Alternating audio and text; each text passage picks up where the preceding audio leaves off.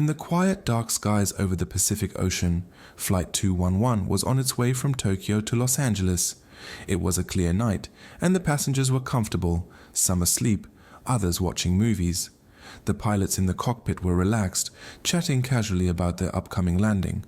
But then, something strange happened. Without warning, the plane started shaking violently.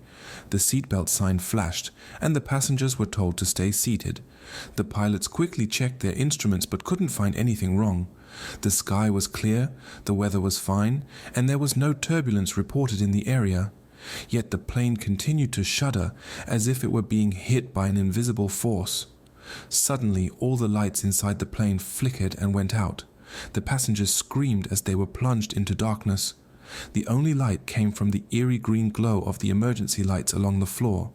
The pilots tried to regain control, but the controls were unresponsive, as if the plane had a mind of its own. As the plane descended rapidly, the passengers began to hear a low, rumbling sound. It was like nothing they had ever heard before, a deep, resonating hum that seemed to come from the very core of the earth. Panic spread through the cabin. The oxygen masks dropped from the ceiling, but they did little to calm the terror that gripped everyone on board.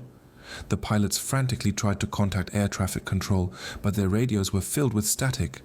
The last thing they heard before the connection was lost was a chilling, distorted voice saying, "You should not have come here." The plane's descent slowed, and for a brief moment it seemed like they might escape whatever was pulling them down. But just as hope returned, the plane's nose dipped again, and the eerie hum returned, louder this time, as if whatever was beneath the waves was drawing closer. The passengers, clutching their armrests, stared out the windows. Through the thick clouds, they glimpsed something that made their hearts race. A vast, shadowy shape, almost like a city, but it was deep beneath the ocean. Lights flickered in the dark water, moving in patterns too precise to be natural. It was as if something alive and intelligent was watching them. Before anyone could comprehend what they were seeing, the plane was suddenly yanked upward, as if caught by an unseen hand. The engines roared back to life, and the lights flickered back on. The pilots regained control, and the plane shot up into the sky, away from the terrifying shape below. But the relief was short-lived. The strange voice returned, whispering through the static of the radio, "You cannot escape."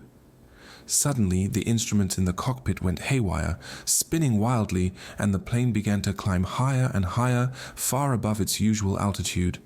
The passengers watched in horror as ice began to form on the windows. The oxygen masks dangled uselessly as the thin air became harder to breathe. The pilots fought desperately to bring the plane back down, but it was no use. The plane had a mind of its own, and it was taking them somewhere they didn't want to go. As the plane ascended into the upper atmosphere, the sky outside turned an inky black. The stars seemed to swirl and dance, forming strange patterns that no one had ever seen before. The passengers began to lose consciousness, one by one, as the lack of oxygen took its toll. Just when it seemed that all hope was lost, the plane began to descend again, plummeting towards the ocean below. The black water rushed up to meet them, and the last thing anyone saw was the dark, shadowy shape below the waves, its lights blinking like the eyes of some ancient forgotten god. The impact was sudden and violent. The plane crashed into the ocean with a force that shattered it into pieces. The wreckage sank quickly, disappearing into the depths where no one would ever find it. In the days that followed, search teams scoured the area where Flight 211 had vanished, but they found nothing, no debris, no bodies, no signs that the plane had ever existed. The flight was simply gone, as if it had never been. But the passengers of Flight 211 were not forgotten.